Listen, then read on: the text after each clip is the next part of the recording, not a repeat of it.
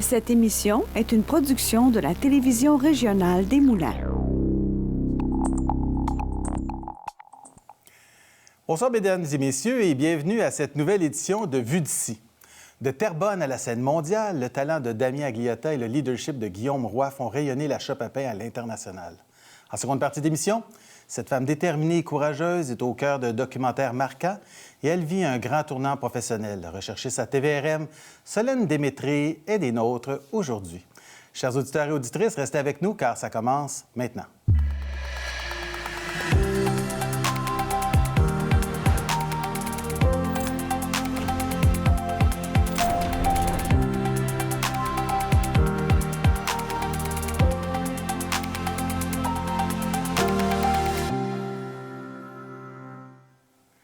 J'ai donc le plaisir d'accueillir Damien Agliata et Guillaume Roy de la Shop à pain qui vont nous parler de leur passion pour la boulangerie artisanale qui rayonne grâce à eux bien au-delà des frontières du Québec. Bonsoir à vous deux. Bonsoir. Bienvenue à Vue d'ici. Merci. Vous avez devant vous un gourmand. J'ai pu me délecter des créations de Damien récemment au Théâtre du Terrebonne et on vous en remercie d'ailleurs parce que vous aviez une belle reconnaissance du milieu à cette occasion-là. Donc, on va commencer avec Damien. Damien qui est notre champion aujourd'hui.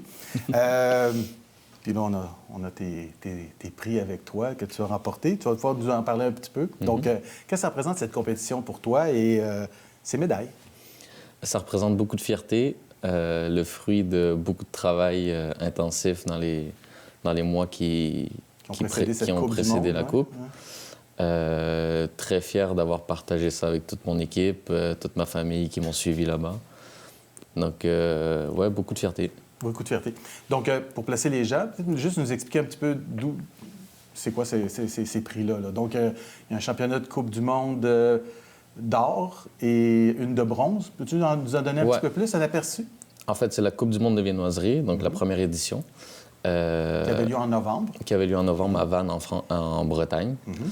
Donc, j'ai terminé 3e sur le podium. Et puis, j'ai remporté le prix de la meilleure brioche du pays. Donc, il y avait une catégorie meilleure brioche du pays. On devait représenter notre pays. Donc, j'ai gagné ce prix-là et la médaille de bronze. Et ta viennoiserie s'appelait l'érable? Le nom que je lui ai donné, c'était la douceur du pays. La douceur du pays. Mais c'était une brioche à l'érable. Une brioche à l'érable. Peux-tu me parler un peu de ton parcours? Comment tu es arrivé à un jour être... J'ai commencé la boulangerie à 17 ans.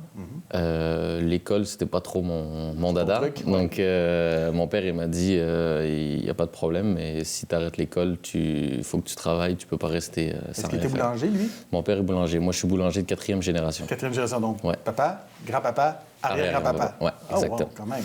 Et donc, j'ai commencé à 17 ans, et puis j'ai jamais arrêté, puis j'y ai pris goût, puis j'ai fait mon premier concours en 2015, que j'ai gagné comme meilleur boulanger bio au Québec.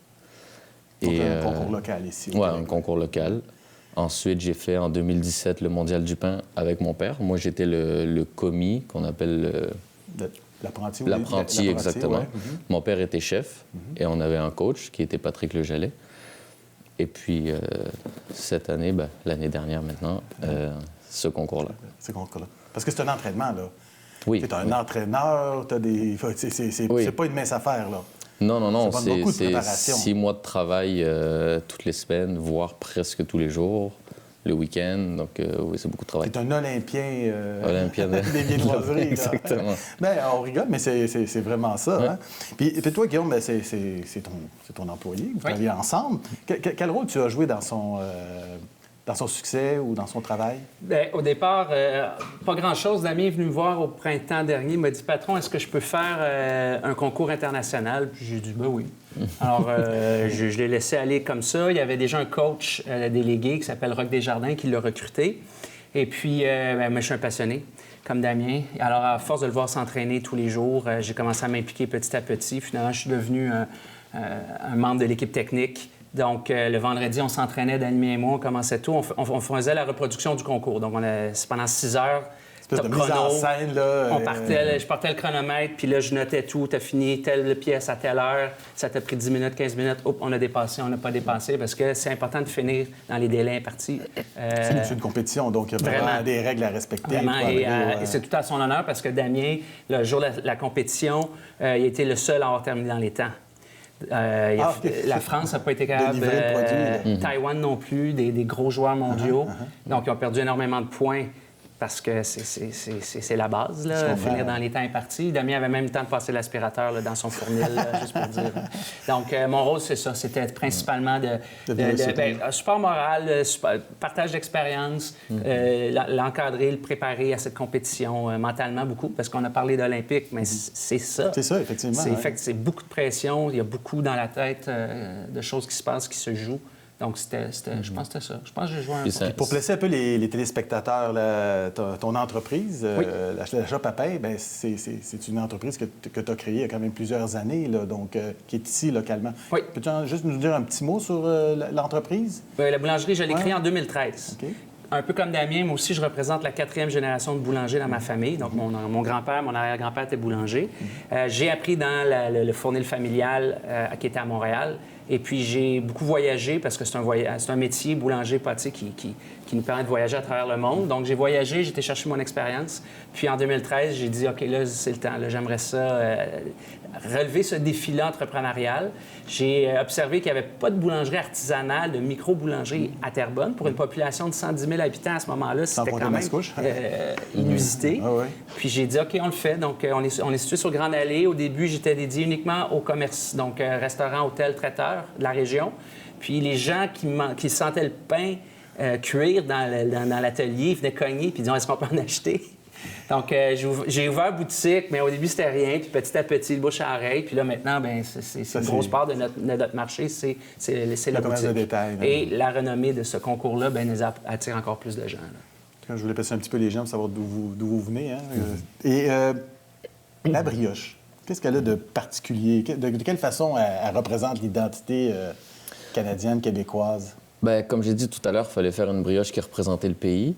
Donc, je me suis dit, quoi de mieux que l'érable pour représenter le Canada? Donc, j'ai fait une feuille d'érable rouge et jaune pour représenter un peu les couleurs d'automne, avec une crème pâtissière à l'érable. Donc, la pâte à brioche est à l'érable.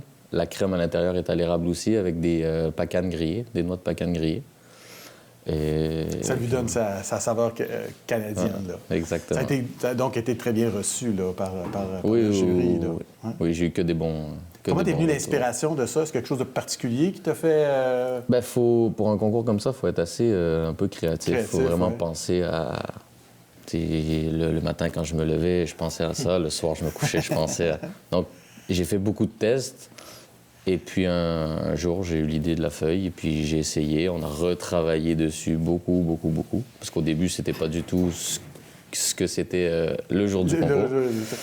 Puis il faut comprendre que c'est une création originale. Là. On n'a pas pris ça dans un livre de recettes, puis on a fait ça. Donc, c'est l'expérience des années, les années d'expérience, d'avoir travaillé la pâte, d'avoir travaillé les produits, de faire en sorte que ça puisse donner quelque chose d'ordinaire. Les recettes qu'il y a pour le concours, ça a tout été créé en 6 mois. J'avais déjà des bases, recettes de croissant et tout, mais ça a vraiment été perfectionné tout au complet. Expressément pour ça. Là.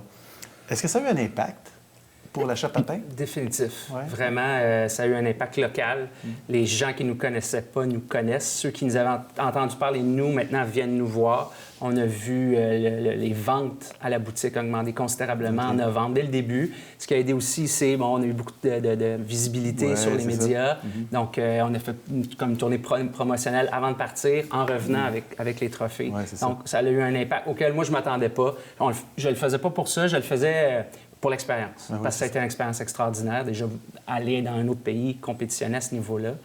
Et puis oui, ça a eu des super belles retombées. On remercie les gens d'ailleurs. C'est une notoriété instantanée, là. Vraiment. Puis comme c'est unique, hein? On est à travers le monde. On était encore... Le Québec, le Canada, gagner contre des Français en partant sur un produit qui, à la base, est plus européen que... Oui, puis on était encore en France. En plus. Et les gens voulaient les produits qu'on avait fait au concours. Donc, c'était un peu... Il y a quand même une espèce de notoriété. Qu'est-ce qui était le plus dur par rapport aux défis? Tantôt, tu me parlais de stress. Le plus dur, c'était la gestion du stress, essayer d'être vraiment concentré malgré le bruit autour, les gens qui te parlent, les juges qui viennent te voir, qui te posent une question pendant que tu es en train de travailler et puis que tu es focus dans ton... Ça, c'est dur. Puis d'être le plus régulier possible alors que le matériel que tu as sous la main, c'est pas le matériel dont tu es habitué de travailler. Tout est un peu... t'arrives pas avec tes équipements puis ça, tu as tes petits outils, mais c'est pas ton environnement naturel. Mais le four, le laminoir, le frigo, il est pas froid pareil que ce que je m'entraînais. Ça refroidit plus vite, la pâte est plus dure. Donc, c'est un peu de la gestion sur le moment.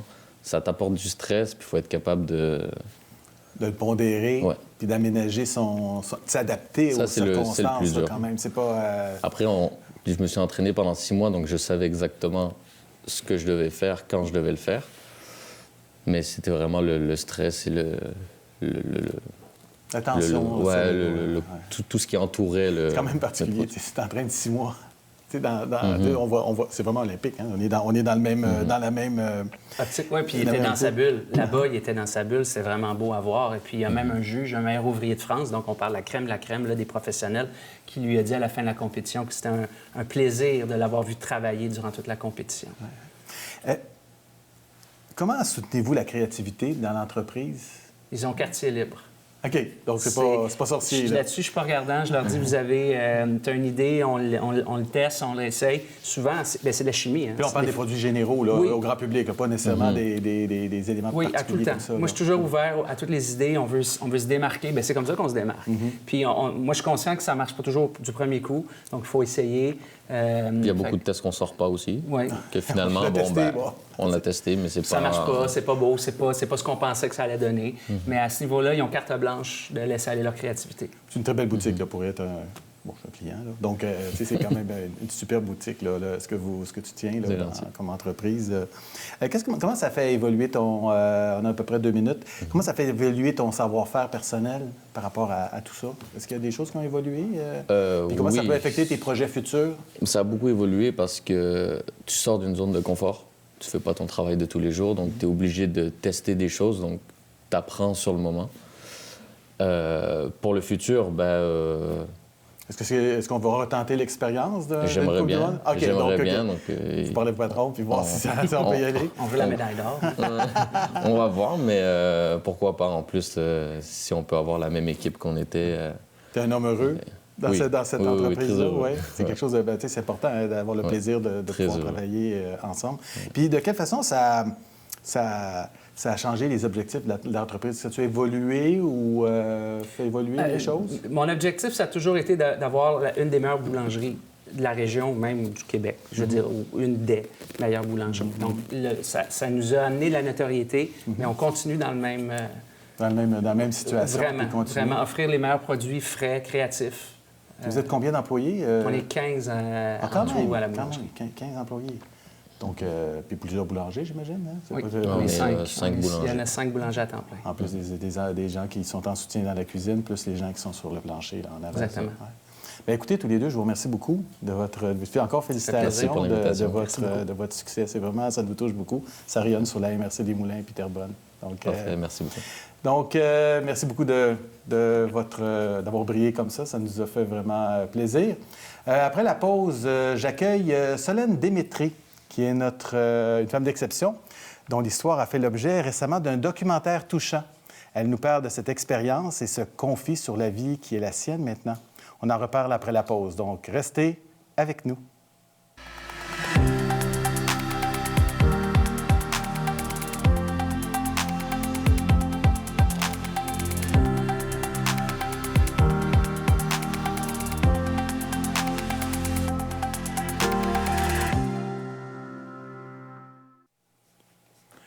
Le parcours de Solène Démétré force l'admiration, dont la mienne. Malgré les obstacles, celle qui est ma collègue comme recherchiste à TVRM et à notre émission trace sa voie. Et c'est avec beaucoup de plaisir que je l'accueille ce soir. Bonsoir Solène. Bonsoir, merci. Ma chère collaboratrice. Quel honneur. Celle qui facilite mon travail à chaque semaine. Merci. Tout récemment, tu as été l'objet depuis... de nombreuses années, tu as été suivi pour un documentaire qui a été présenté récemment à la télévision. Moi, j'essaie te connaître un petit peu plus sur un autre aspect. On s'en est parlé un petit peu, puis te permettre aux gens de te découvrir sous un autre angle. Pour les gens qui te découvrent aujourd'hui, comment te décrirais-tu en quelques mots? Bien, c'est sûr que je ne peux pas cacher le merveilleux fauteuil qui m'accompagne tous les jours, qui me permet de me déplacer. Mais autrement que ça, je suis d'abord une femme. Je suis une amoureuse, une maman, une amie. Donc, je suis tout ça à la fois, exactement comme tout le monde. Comme tout le monde. Et j'aime beaucoup défendre ce droit-là d'être une maman, justement, dans ma condition. Parce que, veux pas, ça fait partie de la vie. Tu as cet état de fait, mais ça ne change pas ta personnalité de la personne que tu es. Là. Comment tu réagis aux étiquettes qui peuvent exister envers les personnes qui sont en fauteuil roulant? Ça dépend lesquels, parce qu'il y en a des fois que je me dis la bataille est trop grande pour y aller, mais tout récemment, je ne sais pas si vous avez vu, à Tout le monde en parle, là, mais il y a la situation de la sexualité par rapport au handicap. C'est comme si c'était tabou, il ne faut pas en parler.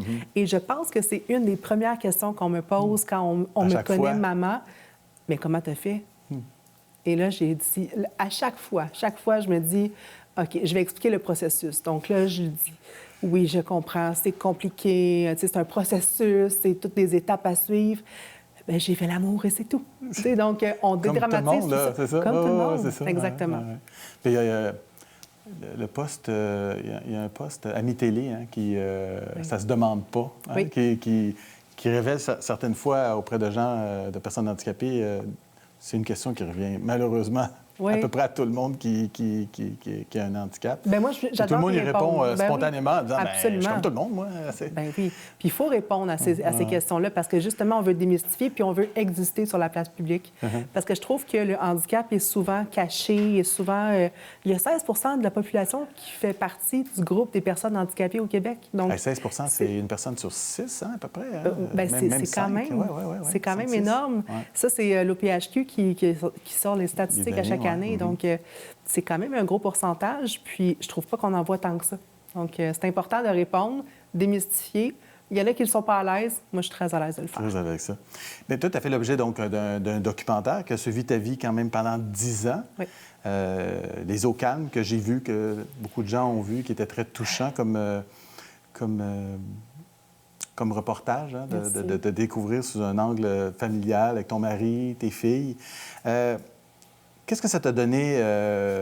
Qu'est-ce qui t'a donné envie de dire oui à ce projet-là, puis de te lancer, puis d'accepter qu'on rentre dans ton intimité ici? C'est pas quelque chose qui a été d'emblée positif comme démarche. Je n'ai pas accepté tout de suite parce que moi, je me disais, j'ai une vie tout à fait normale, j'ai des enfants, je suis une femme qui a des enfants. Donc, pourquoi ça serait intéressant de Ça remonte à ce que tu disais au début. Je suis une femme, je suis une mère. Exact. En premier, je suis une femme d'abord. Donc, mais c'est quand j'ai compris que quand j'étais enceinte, j'ai appelé un peu partout des ergothérapeutes, des associations, des centres de réadaptation et on me disait tout le temps, je connais pas de femmes tétraplégiques qui ont accouché, donc je sais pas quoi te dire pour t'aider dans ton cheminement, pour avoir des trucs, Donc, je me suis dit, ça se peut pas que je sois la première femme, ça se peut pas, Et on s'est rendu compte que probablement que oui. Donc, à Sainte-Justine, on m'a confirmé que j'étais la première femme quad tétraplégique à accoucher au CHU Sainte-Justine. Donc, je me suis dit, OK, il y a quelqu'un qui veut me suivre, qui veut démystifier ça. Pourquoi pas donner l'exemple que malgré, peu importe la condition, qu'on soit dans n'importe quelle situation, on veut devenir parent, bien, c'est possible de le faire. Parce que tu as quelque chose à offrir à ces enfants-là, puis peut-être beaucoup plus que d'autres qui sont dans des situations plus dites régulières, là. Je les aime d'amour. Ouais. C'est des petites filles merveilleuses, vraiment des enfants heureuses. Donc, voilà. Puis comment tu as réagi au succès? Parce qu'il y a quand même eu plusieurs prix qui ont été remportés par ce documentaire. Puis toi, tu es la vedette, quand tu es la star, avec ton chum qui est en studio ici, puis tes enfants, là. Comment tu as réagi à cette reconnaissance-là, cette réception? Ça, c'est vraiment drôle parce que j'ai une anecdote là-dessus que j'ai jamais racontée nulle part. C'est qu'on est en France pour un gros festival du film social. Le film était présenté dans 25 villes en France. Donc, OK, quand même. Oui, puis il y avait des remises de prix et tout ça. Puis, on était dans la catégorie meilleur documentaire en finale. Puis, nous, on est là cette soirée-là de reconnaissance. Et on n'a rien préparé, évidemment, tu sais. Puis moi, à chaque fois qu'il y a un gala, puis des artistes invités, je suis comme, s'ils gagnent, il faut qu'ils préparent de quoi. Puis là, ils arrivent sur scène, « Oh, j'ai rien préparé, je pensais pas gagner. » Mais oui, mais t'as une chance sur 5. Mais là, finalement, on a gagné. Et j'avais rien préparé. T'avais rien préparé? Non. Tu faisais partie du 20 qui avait une chance de gagner, mais t'avais pas... Plus jamais je vais juger quelqu'un qui gagne quelque chose puis qui n'avait rien préparé, parce que pour vrai, je m'en attendais vraiment pas. Les Petites Québécoises, on était le seul film québécois à être représenté là-bas. Et finalement, on a gagné. Donc, on était super fiers. Mais tu sais, pour moi, c'est un peu surréaliste d'être présenté dans plusieurs pays, d'avoir gagné à Moscou le prix cinématographique. On a gagné des prix aussi à New York. Donc, on a fait quelques festivals qui ont fait en sorte qu'il y ait des gens qui aient vu ça. Et on a eu des réponses et un retour du public extraordinaire. Oui, puis qui donne de j'imagine de voir que la vie que tu mènes sort des sentiers battus, puis tu n'as pas peur de... Bon, l'expression, tu n'es pas tout nu dans la série. Je me sens nu des fois. Mais tu es comme nu, là. Tu dévoiles des choses que les gens, généralement, ne voient pas de la vie privée. Là. On n'est pas dans une série de télé-réalité. C'est ta vie, là. Oui. Mais on n'est pas allé trop dans le sensationnalisme. Mais nous, on est dans le côté médical. C'est une belle sobriété. Mais c'est réaliste. On le voit dans le quotidien, les enfants et tout ça. Oui. Depuis que tu as 15 ans que tu as cet handicap-là, pour placer les gens, là, donc tu as plongé dans une piscine, puis bon, ta moelle épinière a été touchée, puis ça t'a pas défini comme personne. Tu as décidé d'avancer. Comment tu trouves l'équilibre entre ta vie quotidienne et tout ça, là, de cet équilibre-là dans la vie? Ça n'a pas toujours été facile. Hein? C'est sûr qu'il y a des deuils que je vais faire toute ma vie. Donc, il y a des choses que je ne suis pas capable de faire que je trouve très, très difficiles. Exemple, l'hiver. Avant, fauteuil roulant, c'était pas évident. Mais on trouve toujours des trucs pour pallier justement à ces défis-là que je vis au quotidien. J'ai une famille en or, j'ai des amis merveilleux. Donc, tout ça fait en sorte que concilier handicap et vie de femme dans ce corps-là se fait relativement très bien. T'sais. Puis surtout, et je vous le dis, là, c'est pas juste pour flatter TVRM, mais depuis que je travaille ici, ma confiance, elle a explosé. Vraiment, vraiment. Mais moi, j'ai toujours... c'est un élément que j'ai... Une espèce de maxime que j'utilise. Les gens gentils s'attirent les gestes gentils. Puis, pour te côtoyer depuis quelques semaines, quelques mois maintenant, tu es quelqu'un qui est attentif et tout ça. Puis je trouve que c'est... Merci. L'équipe t'aime bien et tout ça. Merci. Comment ça a changé ta vie d'avoir des enfants? Parce que c'était un grand rêve que tu as réalisé avec ton conjoint, d'avoir 2 belles filles. Oui. Puis qu'est-ce que ça t'a permis comme personne, comme femme?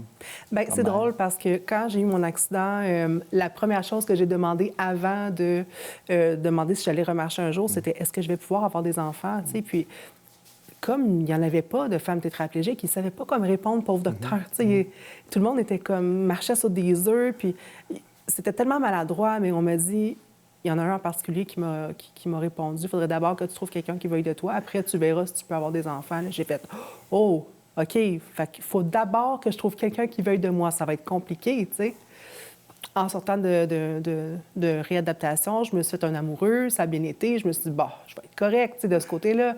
Mais après, il faut réaliser le fait d'être maman dans ma condition. Oui, dans ta condition, oui. Mais quand je suis tombée enceinte de Léonie, là, ma plus grande, ma première, ça a tout changé ma perspective des choses. Je me suis dit, OK, c'est ça que je suis faite pour.